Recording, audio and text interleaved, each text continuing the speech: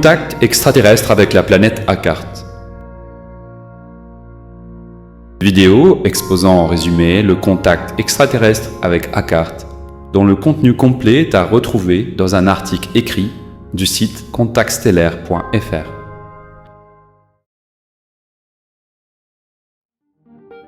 Arthur Berlet, né en 1931 à Sarandi au Brésil, est un conducteur de tracteur issu d'une famille d'immigrants. Peu éduqué, il parle allemand, qui est sa langue maternelle, et le portugais, langue du pays où il vit. Travailleur, honnête et respecté, il vit modestement avec sa famille.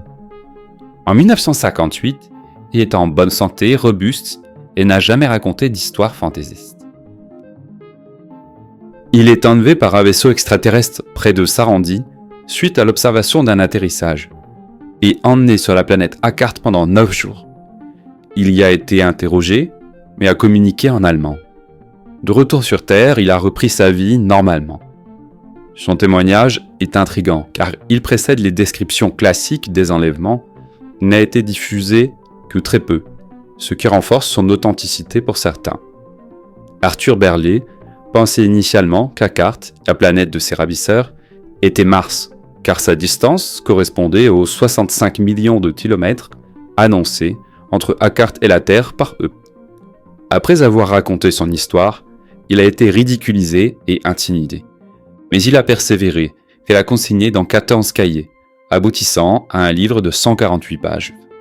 Il n'a jamais cherché à en tirer profit, insistant pour que son témoignage reste accessible gratuitement. Voilà comment cela s'est passé. Le 14 mai 1958, en rentrant à pied vers Sarandi, alors qu'il était environ à 13 km, Arthur Berlet aperçoit un objet lumineux à 200 mètres de la route, près d'une forêt. En s'approchant, il découvre un vaisseau de 30 mètres de diamètre en forme de 2 bols inversés. Pris de peur, mais curieux, il continue d'avancer, jusqu'à ce que 2 ombres lui projettent un puissant faisceau lumineux, le rendant inconscient. Il ne se réveille que plus de 36 heures plus tard, après avoir été maintenu endormi par un narcotique durant le voyage vers une planète inconnue. Arthur se réveille attaché dans une pièce blanche ressemblant à un hôpital, sans comprendre où il est au départ. Il comprend qu'il doit être dans le vaisseau qu'il avait vu. Ignoré par son entourage, dont il ne comprend pas le langage et qui semble ne pas le comprendre non plus, il est ensuite libéré, habillé d'un vêtement à cape et conduit hors du vaisseau, qui avait atterri sur un autre monde, où il découvre une ville inconnue aux bâtiments métalliques colorés, et ressent une gravité plus faible. Escorté dans un grand bâtiment, il est enfermé dans une chambre aux murs recouverts de fourrure, avec de l'eau et un lit. On lui apporte un repas avec des aliments variés et un ustensile combinant à la fois fourchette et cuillère. Plus tard, il est présenté à un groupe qui discute de lui sans qu'ils comprennent leur langue. Arthur Berlet tente de communiquer en plusieurs langues sans succès, jusqu'à ce qu'un homme du groupe reconnaisse l'allemand. Ce dernier, parlant peu, seulement quelques rares mots en allemand, l'emmène voir un autre homme, Akork Kat, qui maîtrise bien la langue allemande et qui sera son interprète et guide. Akork lui explique qu'il se trouve sur la planète Akart et que son enlèvement était accidentel et qu'il sera ramené sur Terre sous 10 jours environ. Akork devient son accompagnateur officiel et l'accueille chez lui où Arthur rencontre sa femme et son fils. Il est traité avec bienveillance et échange avec eux grâce à la traduction d'Akork. Arthur apprend que le vaisseau était venu sur Terre pour récolter du blé afin de l'étudier, pour la plantation et culture dans leur monde. Pris pour un fermier, il aurait dû être laissé sur place après son évanouissement dû à une arme incapacitante utilisée par eux sur lui par sécurité. Mais le commandant a décidé de l'amener pour qu'il leur enseigne la culture du blé malgré leur loi de non-interférence. Pour cette violation, le commandant a été rétrogradé et affecté à des tâches n'ayant plus de rapport avec le vol spatial. Bien traité sur Akart, Arthur souffre cependant du manque de sa famille et du décalage avec leur journée de 46 heures. 2 jours après son arrivée, il est convoqué par le gouvernement akartien pour décider de son retour sur Terre ou pas, car les Akartiens ne veulent pas que la connaissance de leur monde soit prise au sérieux par les Terriens actuellement. Comprenant que le retour annoncé sous 10 jours initialement n'est en fait pas assuré, Arthur est convoqué devant le conseil akartien avec appréhension. C'est une assemblée de plus de 500 membres, réunis régulièrement pour discuter de diverses affaires de leur monde, et décider aussi de son sort ce jour-là. Akork lui explique que le gouverneur souhaite son retour sur Terre, mais que la décision appartient au conseil. Pendant l'audience, Arthur répond aux questions sur son éducation, sa présence près du vaisseau, et ce qu'il dira de son expérience en rentrant. Les Akartiens sont surpris que sa parole ait si peu de poids sur Terre s'il parlait de son expérience, comme il le leur explique. Chez eux, la parole de n'importe quel homme est de grande valeur et prise au sérieux. Finalement, le conseil laisse le gouverneur trancher, et celui-ci autorise son retour après un séjour prolongé de quelques jours pour mieux découvrir leur civilisation. Arthur accepte avec soulagement de découvrir leur monde, guidé par Akork. En voyage, en appareil volant personnel piloté par Akork, il est emmené en visite à beaucoup d'endroits sur leur planète. Chaque logement possède une plateforme d'atterrissage en terrasse pour poser leur appareil volant personnel qui sert de véhicule à chaque Akartien. Arthur est logé chez Akork et part avec lui dans son vaisseau garé sur leur terrasse en visite volante de leur monde chaque jour. Les habitants d'Akart ressemblent aux humains, mais avec une peau très pâle, presque blafarde, et des cheveux noirs. Ils sont plus grands en moyenne que les Terriens, et leur sang semble avoir une teinte violette. Arthur trouve leur apparence fascinante, décrivant leur teint comme celui de la mort. Il lui confirme qu'ils sont humains, avec un cerveau humain. Il décrit la femme d'Akork comme une grande femme à la peau blanche, aux yeux bleu clair et aux cheveux ondulés colorés. Elle porte une longue robe brodée, élégante et couvrante. Akart est une planète froide avec un soleil peu lumineux, donnant un ciel gris malgré un temps clair. Les jours y durent 46 heures terrestres, et l'année dure 676 jours terrestres. Sans satellite naturel, elle possède 2 vastes stations spatiales servant de port. Les Akartiens sont adaptés à ce froid, contrairement à Arthur, qui reçoit une couverture pour se réchauffer.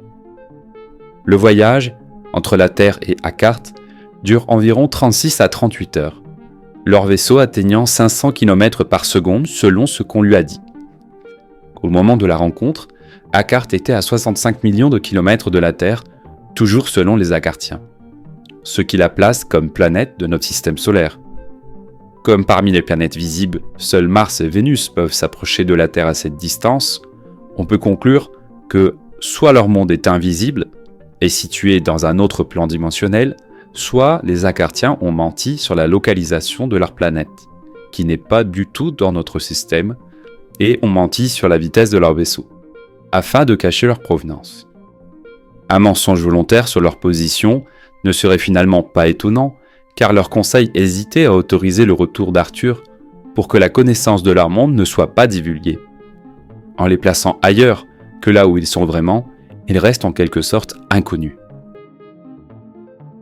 Arthur est emmené visiter un observatoire sur Akart, situé sur une haute montagne. Il y découvre un gigantesque télescope en forme d'entonnoir, assisté par des tubes et de grands réflecteurs. Akork lui permet d'observer la Terre à travers cet appareil, où il distingue clairement l'Amérique du Sud, mais sans pouvoir identifier des villes précises. Ceci serait a priori impossible si leur planète était en fait située dans un autre système stellaire. Alors, sont-ils vraiment dans notre système solaire finalement, sur une planète rendue invisible ? Ils indiquent que leur vaisseau a une technologie permettant de les rendre invisibles. Serait-elle appliquée à l'échelle de leur planète entière pour la cacher de nous ? Akork lui explique que l'observatoire est aussi une installation de défense, équipée de batteries de neutralisateurs solaires, capables de viser et neutraliser d'éventuels agresseurs provenant de l'espace. De tels observatoires sont répartis tous les 1500 km sur la planète, formant un vaste réseau de protection et de défense. Akkart est surpeuplé, avec 20 milliards d'habitants, sur une surface équivalente à celle de la Terre. Pour économiser l'espace, les déplacements se font principalement en aérien et en sous-sol. Leur société est fondée sur la fraternité et la bienveillance, ayant transformé leur monde autrefois corrompu en une civilisation unie et pacifique. Il n'existe plus de pays. Un seul gouvernement mondial dirige sous l'autorité du Fils du Soleil. Titre donné au gouverneur, élu tous les 5 ans et demi terrestres, assisté d'un conseil de plus de 500 membres siégeant au palace. La plus grande ville, Khon, compte 90 millions d'habitants. Les villes ressemblent aux nôtres, avec des rues étroites pour les piétons, et des maisons individuelles dotées de plateformes pour véhicules volants. Les bâtiments, faits d'un métal brillant, offrent un spectacle lumineux la nuit. Les villes sont immenses et se fondent les unes dans les autres sur des dizaines de kilomètres. Les transports sont principalement aériens, avec des véhicules volants individuels contrôlés par de simples leviers, silencieux et rapides. Un métro automatisé souterrain complète les déplacements, tandis que des véhicules Arrow sont utilisés pour l'agriculture. Les Akkartiens vivent sans argent, interdit par leur loi. Tout est fourni par un système équitable où chacun travaille jusqu'à environ 66 ans terrestres avant de prendre sa retraite, avec liberté de voyager ou de s'installer où il veut. Les femmes peuvent choisir entre travailler ou gérer un foyer. Leurs repas sont variés, comprenant légumes, viande, poissons et une sorte de pain foncé. Arthur s'est principalement nourri de poissons et d'un aliment ressemblant au pain de seigle. L'eau d'Akkart lui paraît plus légère et il ressent une gravité moindre, comme s'il pesait 50 kg au lieu de 90 kg normalement sur Terre. Les Akkartiens tirent toute leur énergie du Soleil, grâce à une découverte scientifique majeure sur l'exploitation d'une forme d'énergie magnétique solaire. Chaque appareil possède son propre générateur d'électricité, basé sur cette captation, qui fonctionne partout dans le système solaire avec plus d'efficacité près du Soleil. Leur civilisation a évolué après une période de chaos causée par les inégalités et l'argent. Un scientifique révolutionnaire a découvert l'énergie solaire et inventé une arme dissuasive, forçant les dirigeants à abolir l'argent et les frontières pour unifier Akkart.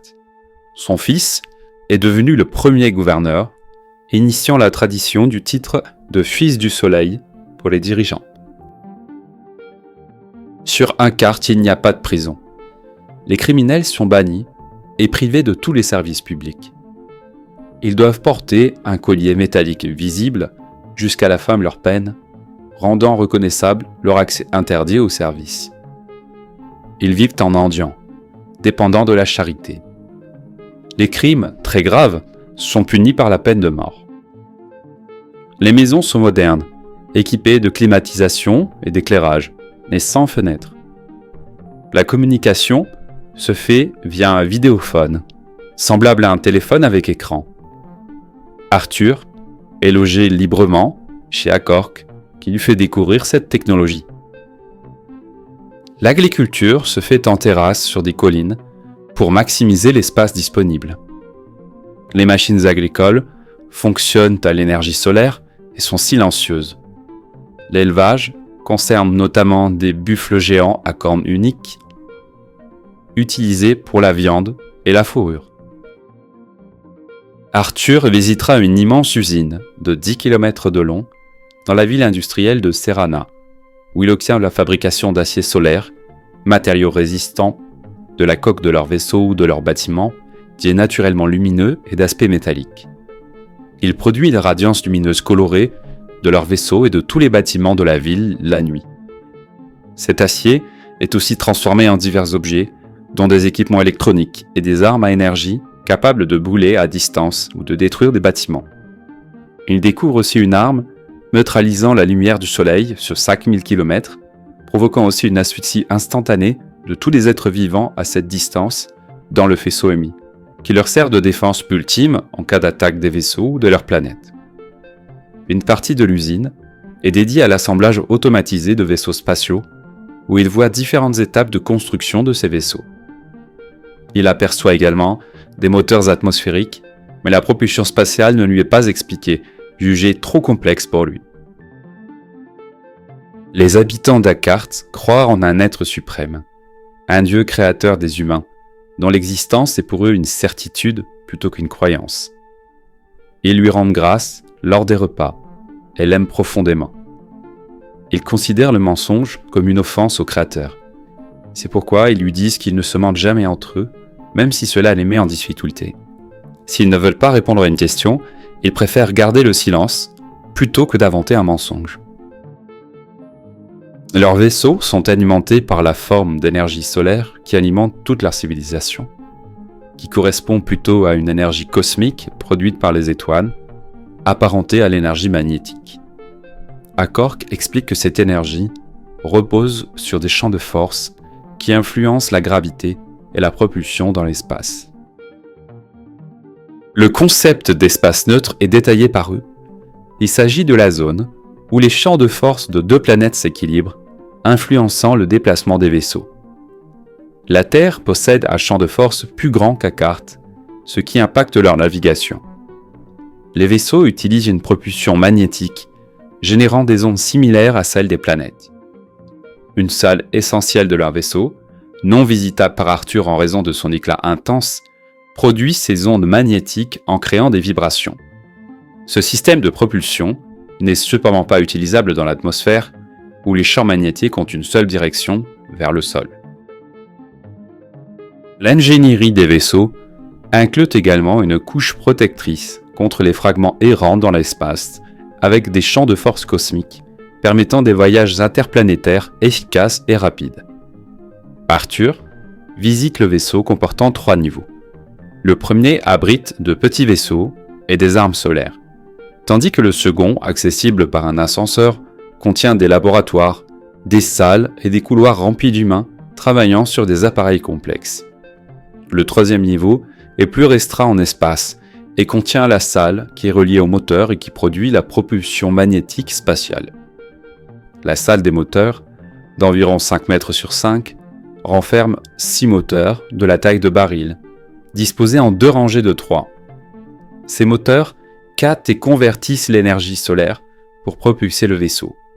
Seuls 2 fonctionnent simultanément, les autres servant de réserve en cas de panne. Pour le vol atmosphérique, le vaisseau utilise 16 turbines, réparties en 2 rangées de 8, chacune dotée de son propre moteur. Les Akartiens voyagent vers d'autres mondes depuis longtemps, mais se sont récemment concentrés sur la Terre. Ils ont appris plusieurs langues humaines grâce à l'enregistrement de transmissions radio et télévisées et à la prise de photos de textes à grande distance. Leur apprentissage est long, mais leur permet de communiquer correctement. Leurs vaisseaux peuvent devenir invisibles, ce qui leur permet d'observer la Terre sans être repérés. Ils disposent d'une base sur la Lune et ont du personnel en permanence sur Terre. Leurs vaisseaux peuvent rester 1 an en orbite terrestre sans ravitaillement. Face à la surpopulation de leur planète, ils envisagent la Terre comme un possible refuge, mais jugent les humains trop instables pour une cohabitation. Ils ne souhaitent pas envahir la planète, bien qu'ils en aient la capacité.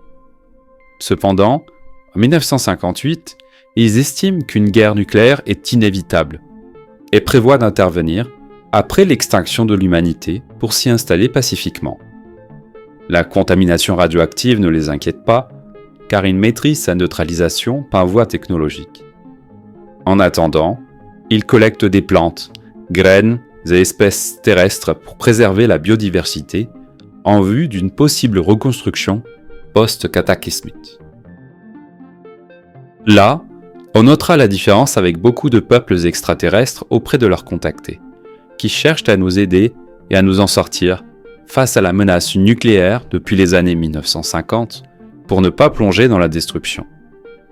Ces autres civilisations font de l'ingérence pour modifier le psychisme humain, afin de nous aider à devenir pacifiques et ne pas nous détruire. Alors qu'Akart ne fait rien pour nous aider. Ils regardent avec passivité et laissent faire, en se disant que ce serait une bonne chose pour eux si on se détruisait, car ça leur laisserait la place libre. Le gouverneur demandera à Arthur de raconter aux terriens à son retour ce qu'il a vu sur Akart. Arthur s'interroge sur les raisons de cette demande, apparemment contraire aux inquiétudes de leur gouvernement, et suppose qu'il s'agit d'un test de loyauté. Le gouverneur le détrompe et lui explique qu'après réflexion sur la manière dont les terriens seront sceptiques face à ce que rapporterait Arthur, il souhaite que son récit soit finalement connu des terriens, même s'il ne sera pas cru immédiatement. Leur but est que, lorsque la Terre sortira d'une guerre et qu'ils apparaîtront, les survivants, déjà informés de leur civilisation et de leur mode de vie, ne leur opposeront pas de résistance, ce qui serait inutile.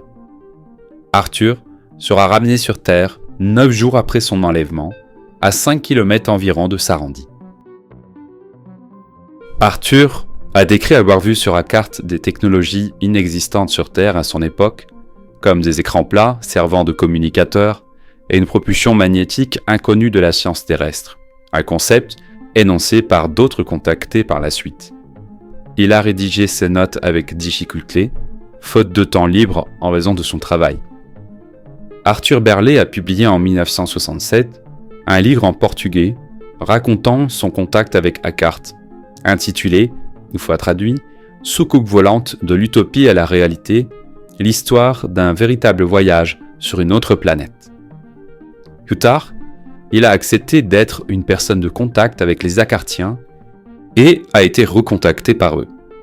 Ses récits ultérieurs, consignés dans des notes écrites, n'ont jamais été publiés, ni dans son livre, ni dans la traduction anglaise de son livre réalisé par Wendell Stevens.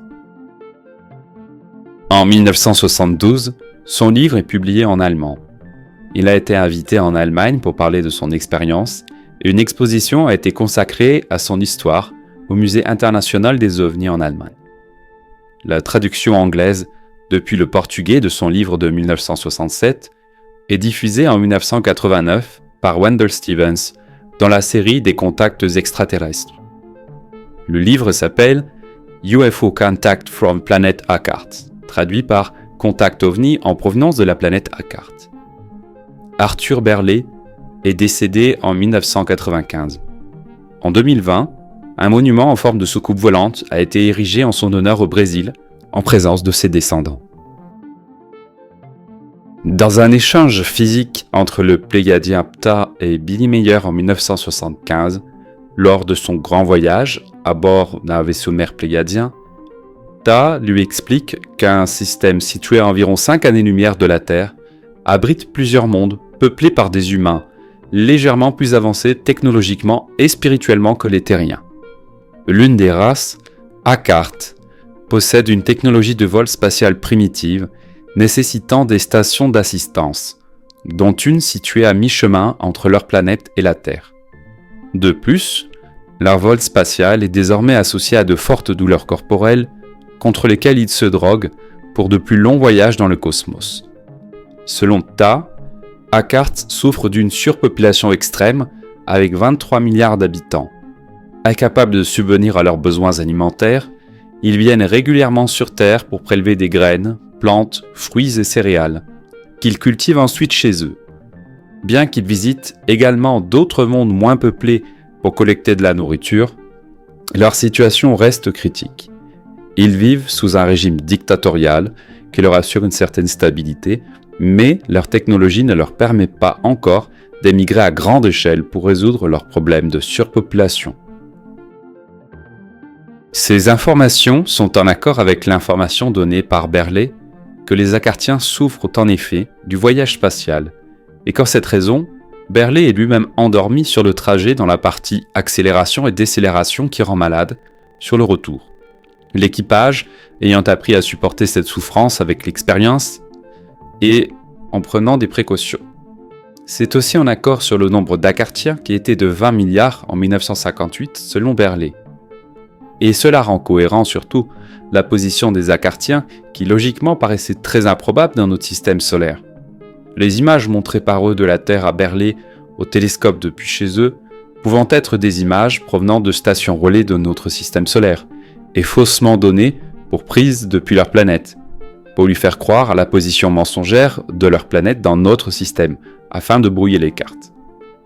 Tous les contacts de Meyer depuis les années 1990 sont télépathiques. Ces contacts physiques ont cessé vers la fin des années 1980. Et ces contacts télépathiques sont sujets à caution à cause de cela, depuis cette époque, notamment à cause d'interférences possibles de falsificateurs qui pourraient se faire passer pour des contacts pléiadiens par télépathie. Depuis cette époque, Billy Meyer a refait une autre version de la réalité de ces contacts avec les pléiadiens en expliquant qu'ils existent dans un autre espace-temps inaccessible pour la Terre, comme une autre dimension décalée de la nôtre, temporellement. Et avait demandé de cacher cette information pendant 20 ans pour piéger des futurs faux contactés. Dans un message de Ptah, reçu par Meyer via télépathie en 2009, et donc plus sujet à caution que le message de 1975 comme on vient de l'expliquer, il est mentionné que la planète Akart faisait partie de la fédération pléiadienne, basée dans la même configuration spatio-temporelle que les Pléiadiens, donc invisible pour les Terriens. Tout comme d'autres mondes de Proxima Centauri font partie de leur fédération. Ces civilisations possédaient des technologies avancées leur permettant de voyager entre différents espaces-temps, y compris celui de la Terre pour nous rejoindre.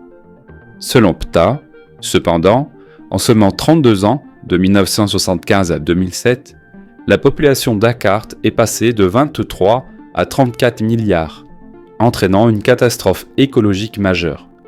Leur exploitation excessive des ressources a provoqué un effondrement climatique et une disparition de l'oxygène, aboutissant à l'extinction de toute vie sur leur planète. Malgré les avertissements et l'aide proposée par la Fédération, les habitants d'Akart ont ignoré ces conseils jusqu'à ce qu'il soit trop tard. Seuls 116 millions d'entre eux ont pu être sauvés par les Pléiadiens lors de leur appel tardif au secours et relocalisés sur d'autres mondes. Voilà pour une information complémentaire sur les Akartiens provenant d'une autre source, celle de Billy Meyer, à prendre avec précaution, mais à considérer. Si vous êtes intéressé à en savoir plus, un article complet dont est issue cette vidéo résumée est à retrouver sur le site contactstellaire.fr.